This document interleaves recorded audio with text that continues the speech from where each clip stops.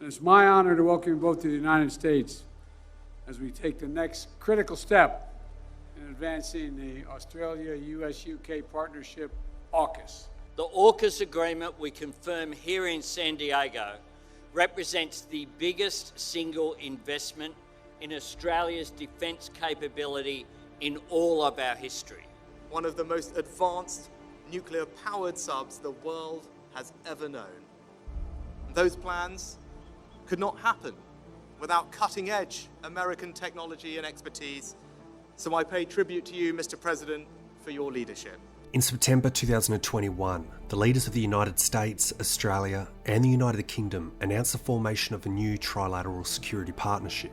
This agreement and partnership is known as AUKUS. The agreement involves cooperation in areas such as defence, technology, and intelligence sharing. The announcement of the partnership has been met with mixed reactions, with some welcoming the move as a positive step towards strengthening regional security, while others have criticised it as a provocative move that could escalate tensions in the Indo-Pacific region. Before we dive into the AUKUS agreement, let's take a step back. Australia urgently needs new submarines to replace its 6 ageing Collins-class submarines, which were slated for retirement in 2026. Without subs, Australia will be left vulnerable to a time of increasing tensions with China. In 2014, Australia was close to buying up to 10 submarines from Japan in a move that would turn the North Asian country into a weapons exporter for the first time since World War II. We have also, in admiring the Japanese submarine, had the benefit of assistance of Prime Minister Abe and Minister Onodera in being able to talk to Japan about its submarine technology. But based off several reasons, one being to reduce the likelihood of antagonising China, Australia decided to pivot to France. But the 2019 deal has been plagued with several years of cultural clashes between the two countries, as well as lengthy disputes over budgets. Simply put, Australia needed a viable alternative, and in 2021, Australia controversially terminated the submarine deal with France. The developments that have occurred since 2016 do now make a nuclear-powered submarine fleet a feasible option for Australia. And instead partnered with the US and UK. Since the AUKUS agreement was announced in September 2021 to its formal agreement in 2023, the joint partnership has been a hot topic. China hawks in government praise the initiative and claim China's growing assertiveness across a number of flashpoints including the Taiwan Strait, the South China Sea or the East China Sea has increased the chance of conflict breaking out over the high seas. Within Australia, the Defence Strategic Update warned the country no longer had a 10-year window to build its defences. The AUKUS agreement is primarily focused on enhancing security cooperation between the three nations in the Indo-Pacific region. The agreement aims to address the growing security challenges in the region, increasing the rise of China and its increasing assertiveness in territorial disputes, the threat of North Korea's nuclear and ballistic missile programs, and the challenges posed by terrorism, cyber threats, and non-territorial security challenges. Government representatives claim AUKUS will provide Australia with a conventionally armed nuclear-powered submarine capability at the earliest possible date, while upholding the highest non-proliferation standards. Moreover, the partnership would develop and provide joint advanced military capabilities to promote security and stability in the Indo-Pacific region. But this agreement has also come under criticism by Australian politicians, military analysts and advisors. AUKUS could possibly box Australian foreign policy decision-making in and give the government fewer options, which is an undesirable after effect. The historical record strongly suggests Australia needs greater independence in its security relations and greater distance from the United States military. Moreover, that the nuclear submarine is much larger than the current older Collins-class submarine, and with additional weight and size, adds trade-offs with its capability and operations it is suitable for. This video will provide an overview of the AUKUS agreement, including its objectives, key components, and implications for regional security and geopolitics. My name is Zero Fox, and I'd like to welcome you to my channel. Let's begin. I would like to take a couple of minutes to outline the specifics on the AUKUS agreement and partnership for Australia. It is of course the brainchild of former Conservative Prime Minister Scott Morrison, who Albanese soundly defeated on the polls in May last year. Within the AUKUS agreement, Australia has committed in purchasing 8 nuclear-powered submarines, primarily manufactured in Australia and Britain, for a staggering sum of $368 billion. These technologically advanced vessels will be delivered gradually over several decades with the intention of showcasing Australia's long-term strategic planning. Constructions for the submarines will be conducted in both Port Adelaide, South Australia and the United Kingdom. The agreement looks to create 4,000 jobs, with a possibility of another 5,000 jobs pending urgency for the capability. The submarines will be stationed at HMAS Stirling in Western Australia, and $8 billion will be forecasted in order to support base modernisation. It is estimated that 3,000 jobs will be generated in Western Australia, including but are not limited to combat service support personnel, engineers and nuclear scientists. But when should Australia expect the AUKUS submarine? And what would be the interim capability utilised until the rollout? Come 2042, the first AUKUS submarine, designed by the British and fitted with US combat systems and weapons, should be completed in Adelaide.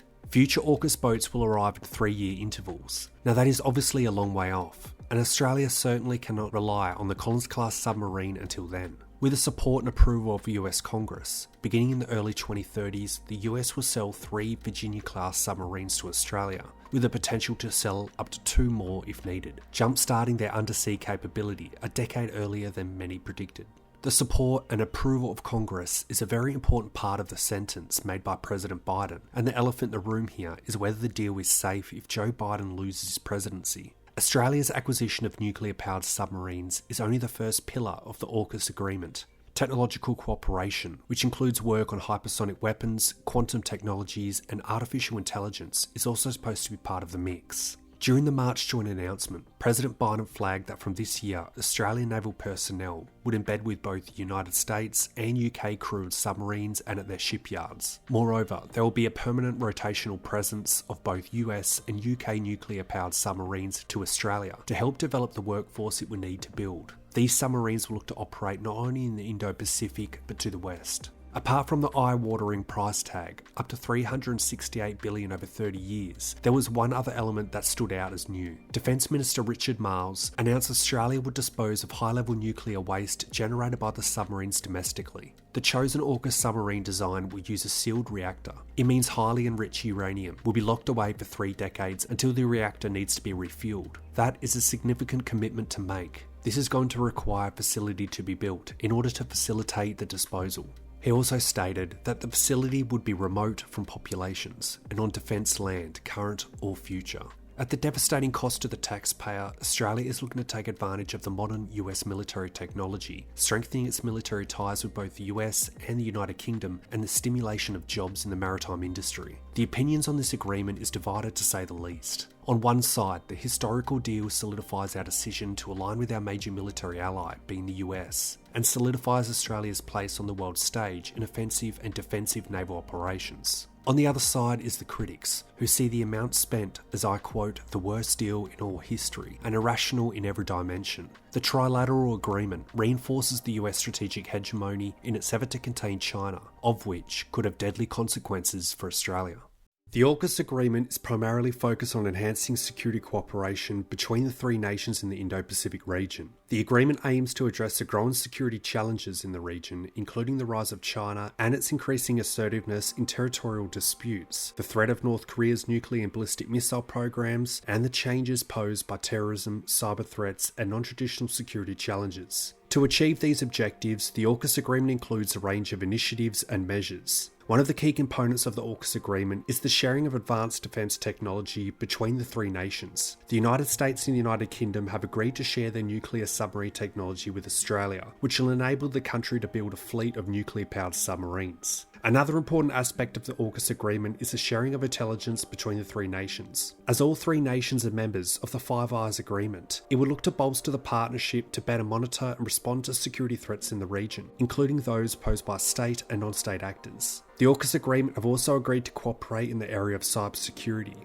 with a focus on protecting critical infrastructure and preventing cyber attacks. The AUKUS partners have committed to conducting joint military exercises and training, which will help to enhance their interoperability and readiness to respond to security threats in the region. The AUKUS agreement also aims to strengthen partnerships with other nations in the Indo-Pacific region, including India, Japan, and South Korea. This will help to create more cohesive and integrated regional security architecture and will enable the partners to better coordinate their response to security challenges. But what about the implications for global and regional security? The AUKUS agreement has significant implications for regional security in the Indo-Pacific region. On one hand, the agreement represents a major step towards enhancing security capabilities of the three nations involved, which will help deter potential security threats and increase a partner's ability to respond to them. The sharing of advanced defence technology, intelligence, and cyber capabilities will significantly enhance the partner's ability to monitor and respond to security challenges. On the other hand, the AUKUS agreement could also escalate tensions in the region, particularly with China, which has expressed its strong opposition to the partnership.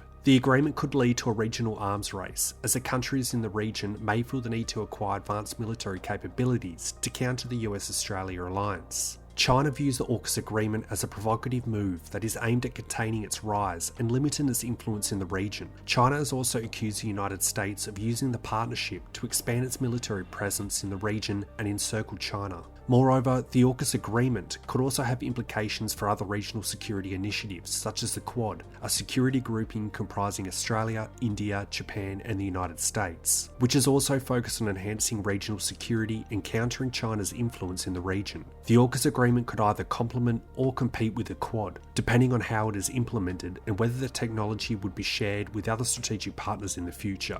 Well, that wraps it up. It's a very controversial topic, and it has been widely condemned and welcomed by members of government, analysts, and the press. What are your thoughts? Do you think this is a sound strategic decision by the Australian government? Or is this an instance of misused taxpayers' dollars? Australia certainly needed submarine capabilities to replace the Collins class, but was nuclear the way to go? And finally, did Australia make the right decision in choosing its military alliance with the US over its biggest economic trade partner, China? Like always, stay safe, stay informed. This is Zero Fox, out.